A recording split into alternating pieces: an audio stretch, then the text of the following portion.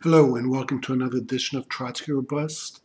Um, it's a sad day here at Trotsky and Bust. Yes, the sex scandals have reached here. I'm really saddened. I don't know what to do.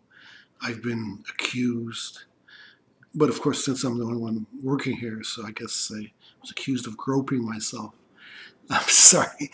I had to do it. I know it's not always a funny topic. It's not a funny topic really, but I had to do it. Everyone's doing it. We keep hearing it. It's getting some, I'm glad Al Franken, fuck Al Franken.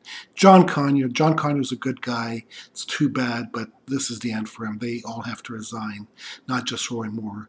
And, Trump, well, he did it, and I guess all is well since he won the election. So I guess it's okay when he grabs women by the pussy. Um, why are we hearing so much about it now? Obviously, whenever things like this come up, and I'm not saying it's not an important issue. Women should be treated equally in the workplace, and they're not. Not in wages, not in sex, and this affects a lot more blue collar women with lower paying job, where it gets a lot worse than this. They are beyond grope. They are often raped, and it's not just comments. It's bad. It's really bad. So we should take it seriously. The reasons coming out now, of course, is it's the tax bill, which is going to be a huge giveaway to the rich. 1.5 billion. It's going to increase taxes on a lot of middle class, lower income people. It's going to, of course, lead to Republicans using it to say we need to cut programs because we don't have the money. We don't have the money. We need to cut stuff. Well, why don't we have the money? This is the reason. It's always been this. It's not the spending that they can never quantify, never tell us exactly what spending they want to cut. Certainly not the defense spending. They'll never cut that. But they'll cut other things that help ordinary people, because we need this tax cuts.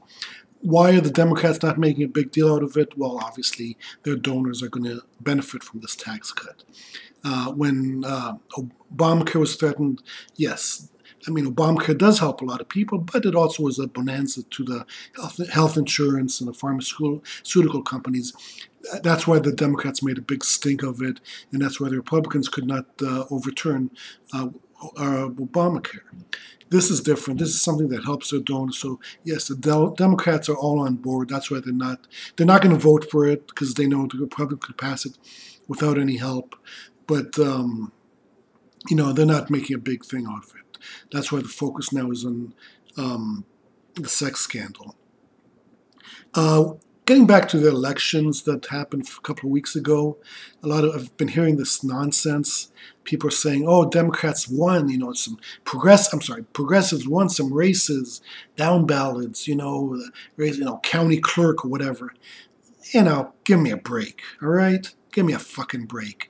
The big ones.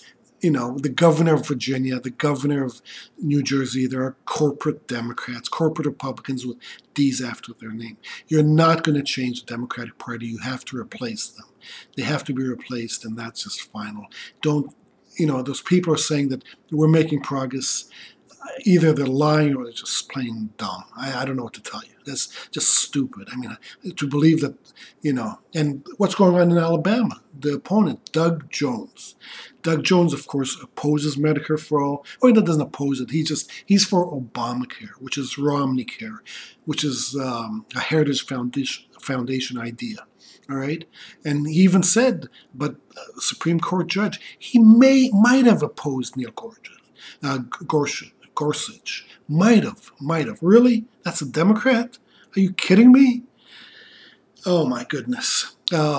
So that's what this all crap is about. The party's not being reformed. Tom Perez he's purged the party inside of Progressive. What a surprise.